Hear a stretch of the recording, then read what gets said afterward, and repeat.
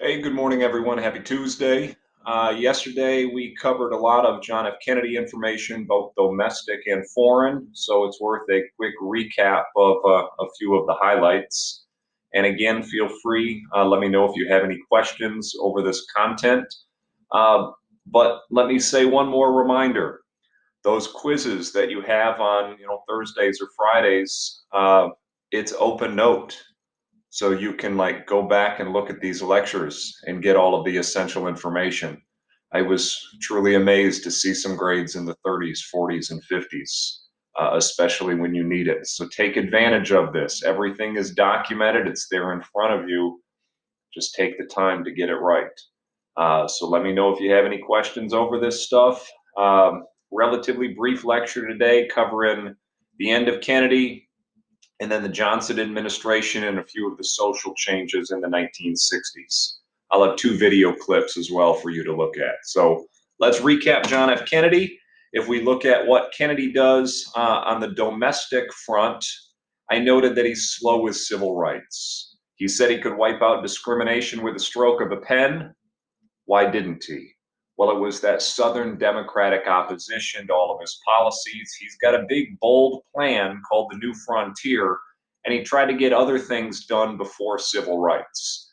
You guys will see next week that he eventually does respond and he'll get quite a bit done on the civil rights agenda. But just understand in the beginning, he's slow because of the Southern Democratic opposition to that. His New Frontier, that was the fancy name of his big bold plan.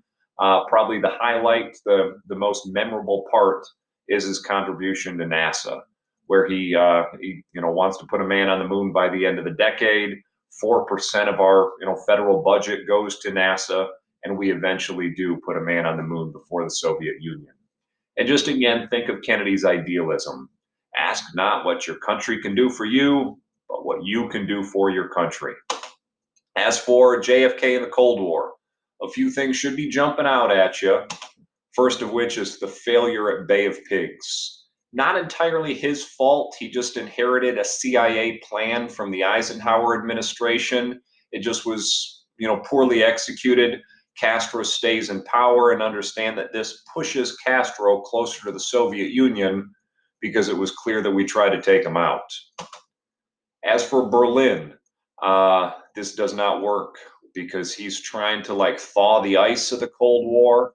Instead, Khrushchev opts to build the Berlin Wall, that symbol of oppression for the remainder of the Cold War. So Berlin Wall, it's up until 1989. As for Vietnam, Kennedy's going to increase our military advisors over there. Can you answer why? Well, he needs to be tough against communists. And again, he's a Democrat. The last Democrat was Truman. Truman lost China. So Kennedy does not want to be called weak. So he's going to be especially tough against the communists. And as for the Cuban Missile Crisis, you could say that this is his peak. It's in 1962. He stands, toe to toe with the Soviets, eyeball to eyeball, and he gets them to back down. So he's given a whole lot of credit in that, remember, orthodox historiography. They've changed it a bit with revisionism and post-revisionism, but he goes out at his peak, and yeah, he does essentially go out at his peak because in 1963 he's going to be assassinated by Lee Harvey Oswald. There's a bit of controversy with this whole thing. And I'm pretty sure you've heard of at least a few of these conspiracy theories, like, the grassy knoll, the second shooter, or the fact that Lee Harvey Oswald said that he never did it. But we don't find out because Jack Ruby kills Lee Harvey Oswald. And then once you dig into who Jack Ruby is, well, the guy's a mafia associate. And yes, there are allegations that the mafia had Kennedy killed. And you get, I don't know, probably 50 different books that have been written about all of these Kennedy assassination conspiracies. Let's just kind of leave it at the Warren Commission. The Warren Commission, that is our Supreme Court Chief Justice Earl Warren. He documents this, he researches it, and he says, nope, lone assassin, Lee Harvey Oswald did it, period. Uh, Look up a few things on this if you're interested. There are still some questions about the possibility of Lee Harvey Oswald getting all those shots in with his sniper rifle from that book depository, but let's just say the government says it was just Lee Harvey Oswald, case closed, period. Google a few things if you're interested. So, who takes over after Kennedy? Hey, it's the Texan, LBJ. Interesting president, as you can see by a few of these pictures here. I guess you don't get the full image in this one, but you can see that Lyndon Johnson is kind of towering over people, invading their personal space, definitely not social distancing. Who knows how he would do in 2020 during this pandemic here. But let's look a little bit at Lyndon Johnson. First, note that he is from Texas, and he's really influenced by this book right here. And this is his main goal as president. He wants to end poverty. Michael Harrington, this book was documenting how like 30% of Americans live in extreme poverty. Johnson rose up from poverty in West Texas. So Johnson declares war on poverty, and he's got like hundreds of programs where he wants to eliminate poverty in the United States. So this book really influential for Lyndon Johnson. Now, how's he going to get all this stuff done? Well, he launches a Great Society program, but let me ask, how does he get people to agree? It's hard to get people to agree to end poverty, but Johnson has a really unique way, and it's called the Johnson treatment. He invades your personal space. He puts you in awkward positions. This one here, he's hosting a meeting in the White House pool while he was in the nude. Yeah, clearly you would feel awkward if you're sitting with a president who's in the buff. You probably want to get out of there. You might agree to whatever he is proposing just so you can leave that situation. He would, shake your hand in a really powerful way, get really close to you, and again, just put you in an awkward position so that you would agree on his policies. So his Great Society program, holy cow, he gets a lot done with this because everyone is agreeing. Master politician, you could say. He is easily going to win re-election in 1964, as you can see from this electoral map. But you got some notable issues coming in 1964.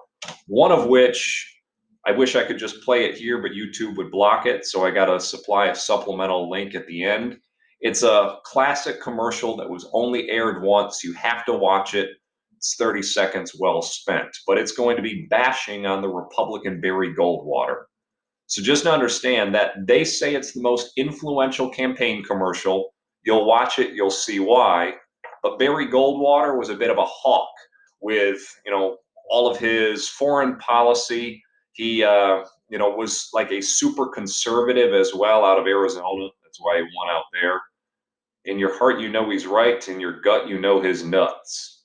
Then, well, that's kind of what they would allege about Barry Goldwater, that the guy was a little bit overly aggressive with his policies. So if you just kind of think modern day conservatism, you're starting to see it here. You can thank yourself that you don't have the AP test, but they've actually asked a question about Barry Goldwater being the root of the modern day Republican Party. Yeah, that's a really, really hard one to answer. But he's just calling for like states' rights. He's against the war on poverty. He does not want the government to solve the problems and that type of theme. He's also against civil rights. That's why the Deep South goes for him. So you're starting to see that transition, the flip flopping of the political parties, but have your D-Kush moment here. They've got to write a DBQ online in a couple weeks for their college credit. You guys just have to, do a few more things and you've got it. Of course, you need to be watching these videos as well. That would help you. As for Johnson's Great Society, I'll give you a 5-minute video on this in the end. But let's just note that there is a lot of Great Society legislation. He's going to give billions to education to improve the school system, like a preschool program that's paid for by the government. And you're going to get, lots and lots of federal money going in to improve our educational system throughout the entire country. This one you've probably heard of, it's healthcare. So this is healthcare provided for the elderly, still in effect today. Health care given for those in poverty, still in effect today.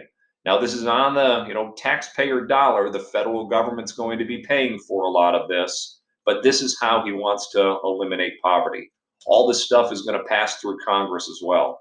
He's going to reform immigration, and he's going to have a whole lot of civil rights stuff. Let's save that for next week. Look, 200 acts in all. Now, while he's rolling with it in the 1960s, most of this stuff will be scaled back with the Nixon administration and then later in the 1980s with the Reagan administration.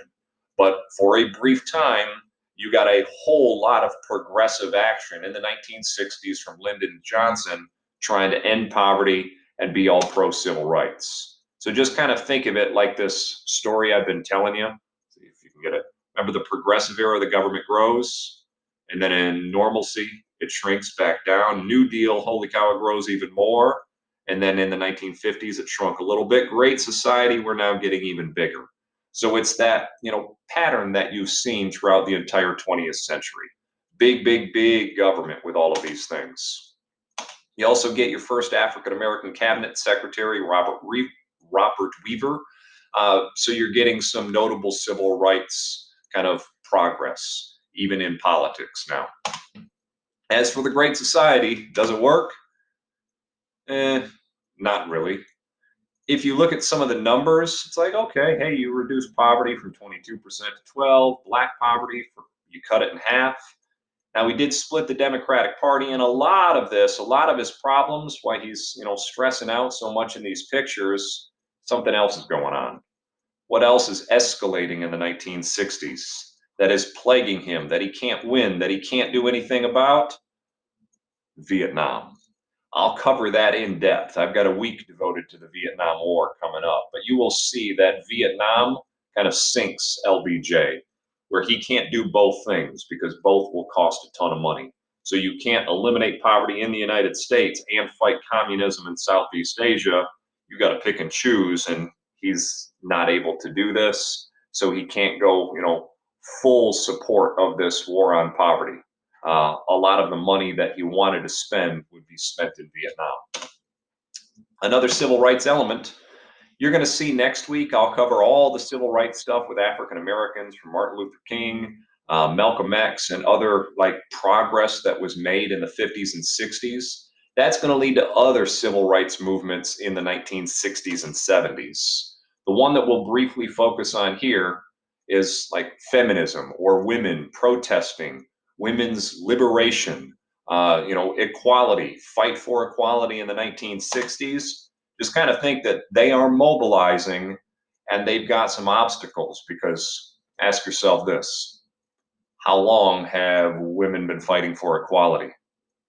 Is something coming to mind? Remember the ladies, Abigail Adams, and then you have Republican Motherhood, Cult of Domesticity. That Seneca Falls Convention was back in 1848. They don't get the right to vote till 1920. So for most of history, women are delegated to that in-the-home housewife role.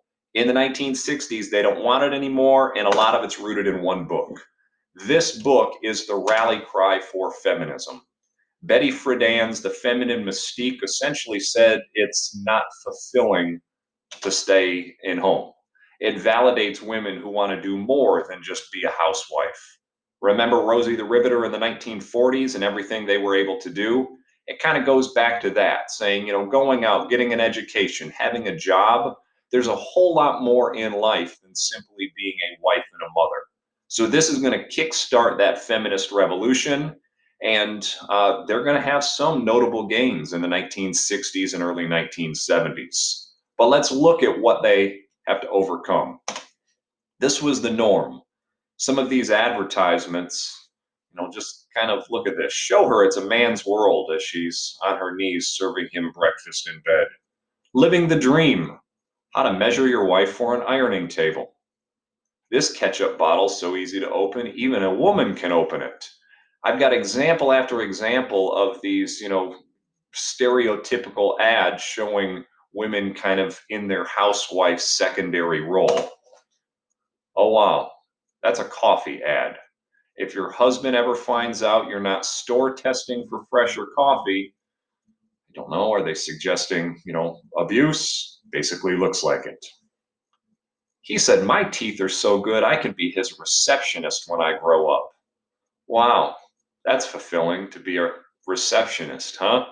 So just kind of look, ad after ad, they're going with those stereotypical gender roles that you've seen through all of history. The chef does everything but cook. That's what wives are for. When boredom and emotional fatigue bring on a housewife headache, there she is driving the kids around, bringing the groceries back, ironing and cleaning. So lots and lots of these examples. Don't worry, darling, you didn't burn the beer. Oh, yeah, there you go. We'll end with that one. Do women have any notable gains? Absolutely. Betty Friedan is going to form the National Organization of Women. They're getting involved in politics. They're, pushing congressmen to get legislation on the behalf of women. They've got their own magazine called Ms. Magazine, and basically understand that they want equality. They want an equal rights amendment. That's what ERA means, an equal rights amendment. Now, by the 1970s, they'll get Title IX. Any girls in sports? Well, Title IX guarantees equal funding for men's and women's sports. So just kind of think, if it is publicly funded by the government, it's got to be split 50-50. And I know what you're thinking. You're like, wait a minute, doesn't football get a whole lot more money? Well, that could be through boosters or different fundraising. But if it comes from the school, if it comes from the government, it must be split 50-50. And that's still in play today. So calling for equality, we've got a big victory with Title IX. As for the Equal Rights Amendment, that's what these women are campaigning for. They want an amendment on the Constitution saying, let's get equality across the board, men and women, Equal Rights Amendment. Congress passes it, states start to ratify it. Well, let's hold up for a second on this, because think about your constitutional amendments, and there's no ERA on the Constitution. More on that in a second. This is seen as a victory for feminism, still in the news today. Roe versus Wade. It prevented states from banning abortion. And again, just kind of think of the whole right to life, pro-life, pro-choice type debate that you see all the time. But this was seen as a victory for feminism because it allows women to have that decision. So let's not get into the contemporary debate about it, but let's just understand that it's seen as a victory because it gives women the choice rather than politicians, I guess you can say. Maybe you could go back. This could be a quick review. First woman in a presidential cabinet. Are you thinking 1930s? It was in the 1930s with FDR's administration. So maybe you remember something about that. Maybe first on the Supreme Court. What decade would that be? 1980s. That was Sandra Day O'Connor, if you're curious. So this could be considered a major victory. Now there are a few women on the Supreme Court, including a Hispanic woman on the Supreme Court, Sonia Sotomayor.